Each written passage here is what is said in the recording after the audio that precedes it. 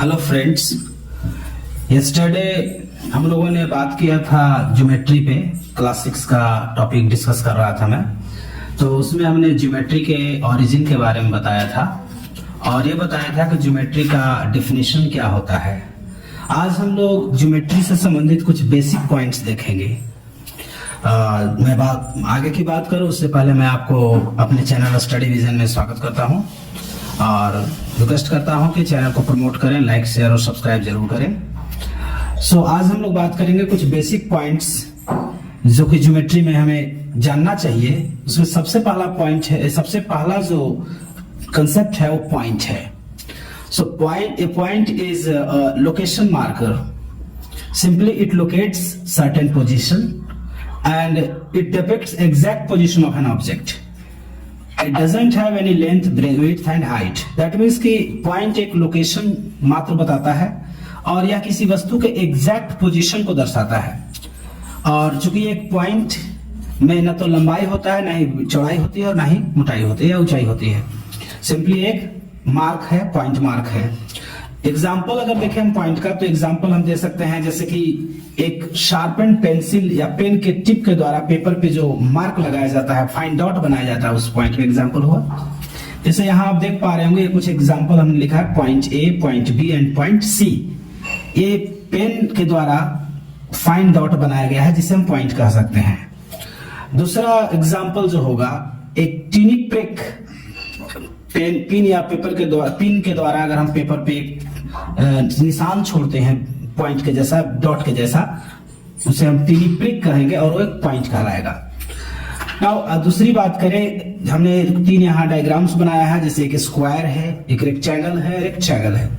तो स्क्वायर के जो कॉर्नर्स हैं, स्क्वायर के जो कॉर्नर्स है, जैसे ये कॉर्नर हुआ, इस कॉर्नर को हम पॉइंट कहेंगे, इस कॉर्नर को भी हम पॉइंट कहेंगे, ये कॉर्नर भी, ये सारे कॉर्नर जो है पॉइंट कहलाते हैं। लाइकवाइज रेक्टेंगल में ये बात है कि कॉर्नर्स को हम पॉइंट कह सकते हैं। लाइकवाइज ट्रायंगल में भी 3 कॉर्नर्स होते हैं, तीनों कॉर्नर्स को हम पॉइंट कह सकते हैं। इसके अलावा एक आपको एक डायग्राम दिख रहा होगा, कोन, ये बिल्कुल आइसक्रीम के कोन के जैसा है और इसके टिप को भी हम पॉइंट कह सकते हैं। ये एग्जाम्पल हुआ कुछ फिजिकली जीवन डेली लाइफ से जो पॉइंट के उदाहरण में आएंगे। और आपसे अनुरोध है कि कुछ और नए एग्जाम्पल पॉइंट्स का आप कमेंट सेक्शन में कमेंट करें। नाउ हम आगे जानेंगे कि हम पॉइंट्स का नेमिंग कैसे करते हैं, कैसे हम पॉइंट्स को नाम देते हैं।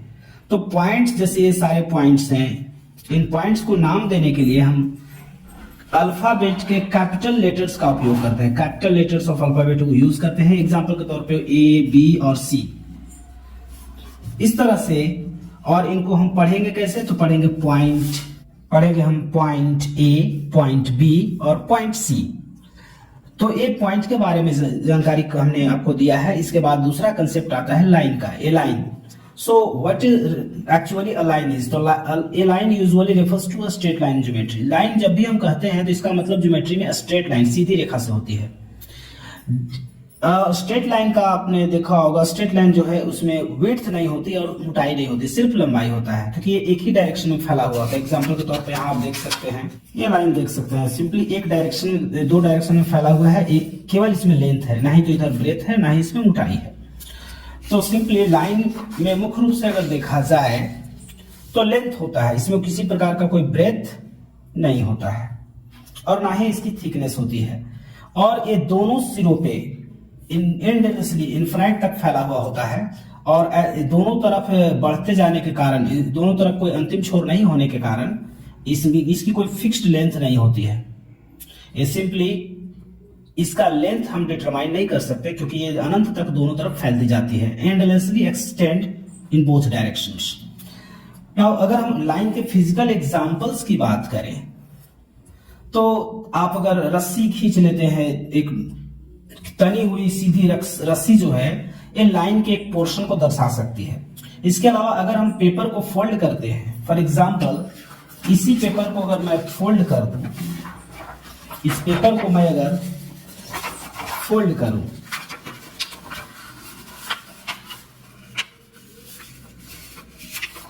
ये फोल्ड कर दिया।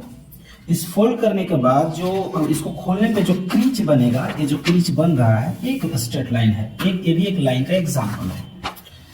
इसके अलावा अगर हम बात करें टेबल, जिस टेबल पे मैं पढ़ा रहा हूं उस टेबल का जो किनारा है, एज किनारा, उससे भी हम क्या कर सकते हैं, लाइन का फिजिकल एग्जांपल में हम ले सकते हैं।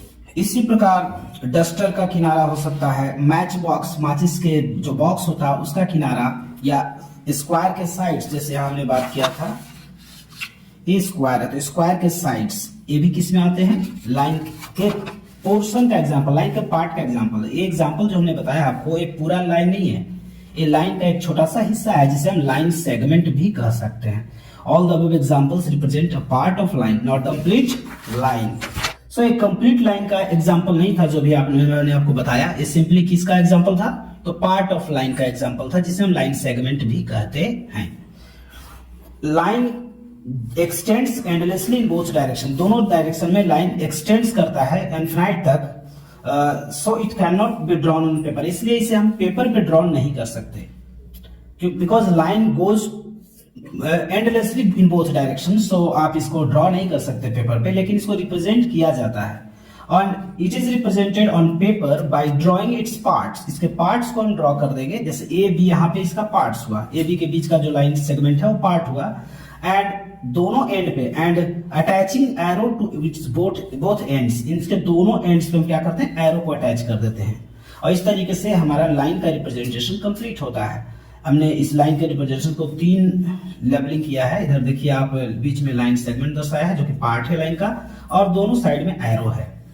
सो now coming to the next point, naming of line. Line को हम नेम कैसे देंगे, नाम कैसे देंगे, तो A line is named in 2 ways, 2 तरीके से हम लाइन का नाम दे सकते हैं। पहला तरीका है, देखिए कुछ लाइन खींचा हुआ है, इसमें हमने एक सिंगल स्मॉल लेटर का उपयोग किया है। So writing a single small letter of an alphabet, जैसे हमने इस लाइन को रिप्रेजेंट किया लाइन एल, इसी प्रकार इस लाइन को रिप्रेजेंट किया हमने लाइन एम, और इस लाइन को रिप्रेजेंट करने के लिए हमने क्या उपयोग किया, line N. So here the line is being represented by single small letter like line A, L, line M, line N. Likewise, we may also use line P, line Q, line R. Second method of naming a line is writing 2 points marked on its as shown below. 2 points line पे represented होगा, जैसे यहाँ A और B 2 line represented है, इन दोनों points को लिख लेते हैं, उसके ऊपर हम बोथ साइड एरो वाला एक लाइन खींचते हैं कि लाइन ड्रॉ कर देते हैं। सो यहाँ इस लाइन का 2 नाम हो सकता है, लाइन ए बी और line B A, both are same. Likewise this line is represented as P Q, line P Q और line Q P, both are same.